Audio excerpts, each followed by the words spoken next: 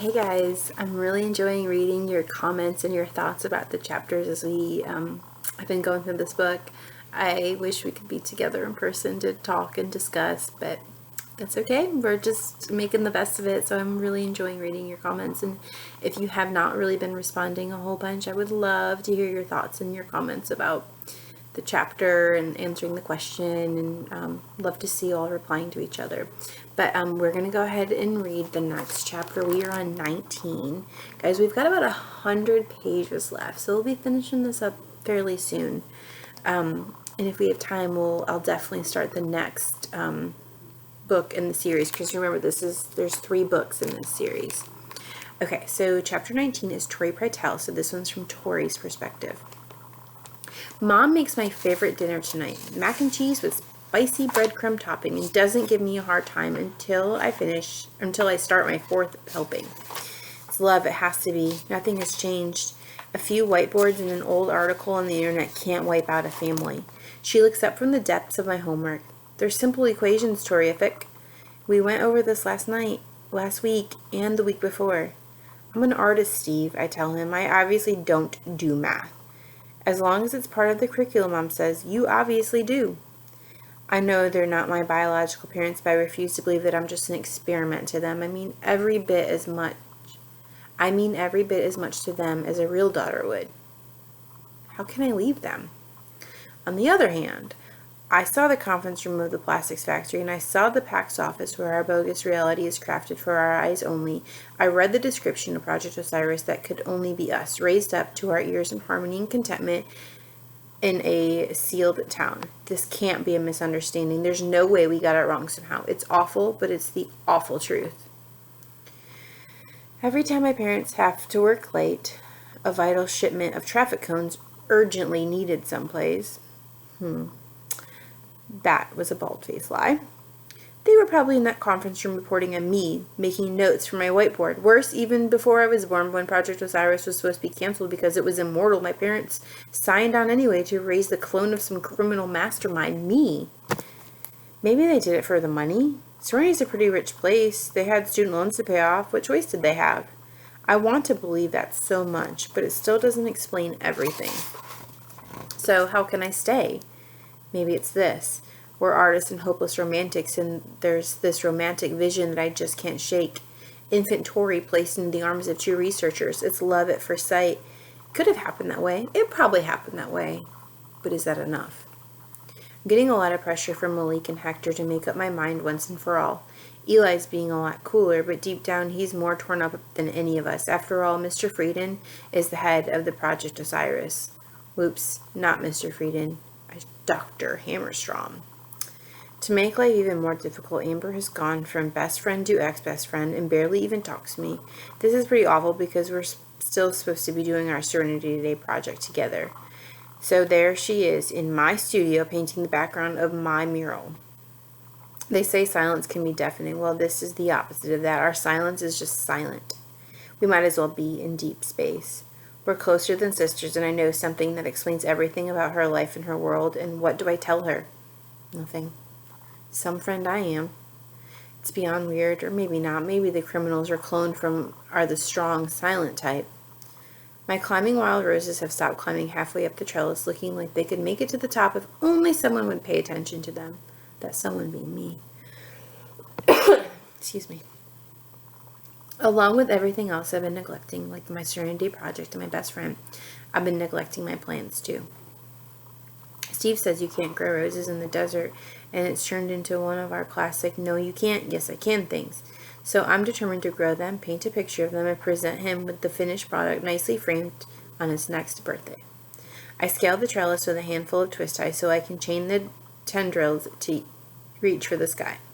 The feeling of being off the ground against the stucco is eerily familiar. I can almost see myself clinging to the wall of the plastic works after the rope came loose. It was nearly a real disaster. I'm lucky the factory had so many handholds that let me scramble to the top. Or maybe it wasn't luck. I look at our wall and see just as many spots to hang on to. If I can climb a factory in the pitch black, a regular house should be a breeze. Intrigued, I work my way past the roses, past the trellis, and up toward the 2nd story. I can't explain it, but it just seems obvious to me, like the handholds and footholds have been outlined in magic marker. Pretty high up, but I'm not afraid at all. My sneakers are established in the mortar course between adobe bricks, and my hands have a firm grip on the sill beneath my parents' bedroom window. I hear their voices from inside and stifle an impulse to raise myself up and knock on the sash. They'd probably have a fit. I'm about to start down when a word from my mother reaches me, and it stops me cold. Osiris 3. Osiris 3, that's Malik. I hang there, waiting for more. I don't like it, my father says. The kid's not just a number. You're talking about Notorious best friends. It's always been in the protocols. That's from Mom again. The older ones will be 14 soon. Any toxic element has to be weeded out for the good of the group. This isn't what I signed up for. Steve sounds stressed. When does he go? We don't want to spoil Serenity today, Mom replies. After that, he's out. One of my feet comes loose and I lurch, momentarily swinging from the sill. All at once, this climb isn't so much fun, and growing roses in the desert seems like a pointless waste of time. I ease myself down the wall, scratching my legs on the thorns. It probably stings, but I don't even notice. A few overheard words can hurt so much more. We already know about our parents, but this is the first time one of us had heard it straight from their mouths. Any toxic element has to be weeded out. First Malik. Who's next? Most important of all, what exactly does weeded out mean? I suddenly realize that I'll never know because we can't risk sticking around long enough to see it happen. I head for the Frieden house. I feel like I'm going to throw up on the way over there, yet now the decision is made. I won't go back on it. Funny, I never considered myself a strong-willed person, but suddenly I understand that I must be cloned from one. Eli opens the door. He looks nervous when he sees it's me. I swallow hard. I've made up my mind. Malik tries to play it cool when I tell him about my parents' conversation. We can tell he's freaked out, though, because he's breathing a little too hard, like he's just come from water polo practice. Toxic element, huh? His usual bored drawl doesn't quite come off. So what else is new? The Partels don't understand you like we do. Hector tries to cheer him up. The things you say, we get that you don't always mean them.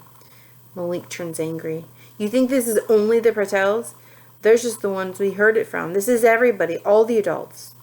Suddenly, he's deathly quiet. My own parents. They want this too. They think I should be weeded. We have no way of knowing what weeded means, I remind him. He's bitter. I doubt your folks were talking about gardening. It doesn't matter what it means, Eli Jimson. We won't be here to find out. Now let's work on our plan. What we came up with is pretty simple. It has to be since we know nothing beyond our own borders. We sneak out after everyone else has gone to sleep, jump on our bikes, and meet at the edge of town at Old Country 6, just beyond the surveillance cameras. We're obviously flying by the seat of our pants, hoping with what little information we have is right. Based on a map Eli saw on the factory's internet, we think there's a rail line passing not far to the south of us. The trouble is the rail map had no Serenity on it, so our starting point is just an educated guess based on the location of Taos and Carson National Forest. We could just be a few miles from the tracks, but we could also be 50 or 60.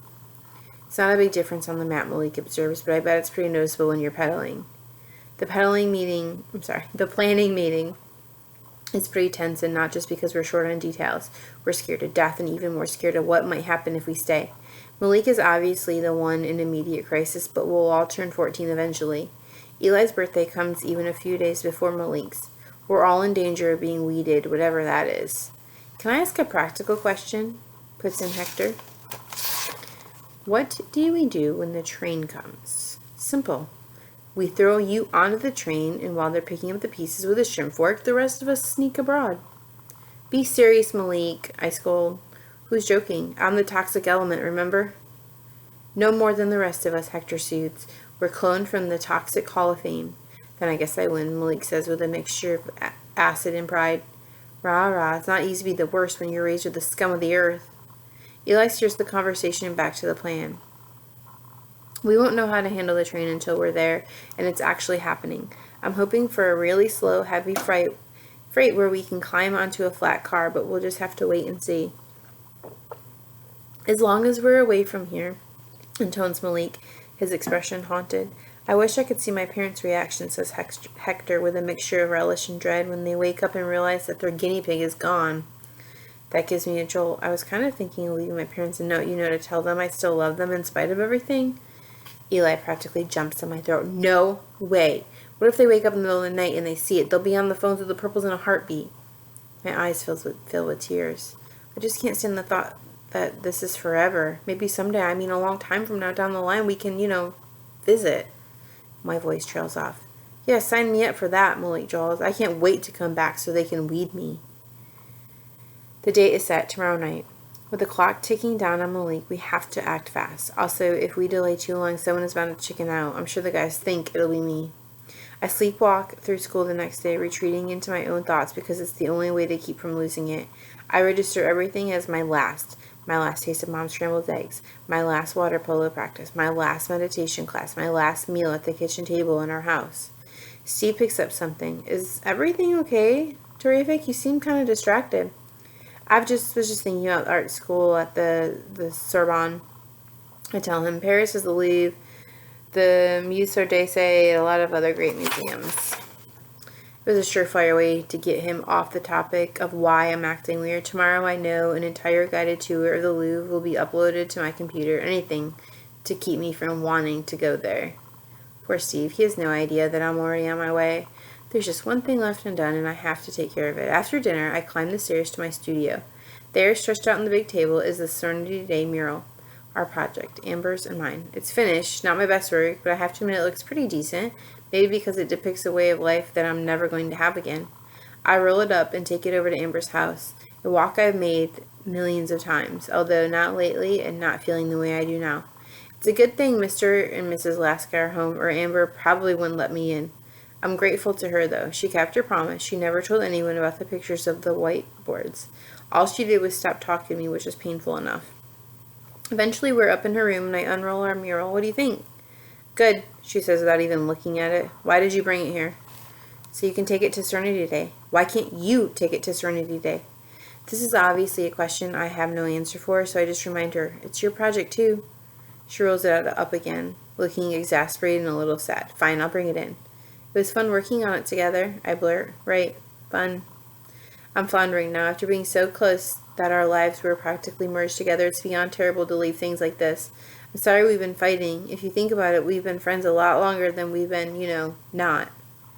She's not answering anymore. She just wants me to go. And anyway, there's no point in rambling on because the one thing I really want to say is also the one thing I can't. Goodbye. Alright, and that is the end of that chapter. So we will pick up next time on 20, which is from Amber. Okay.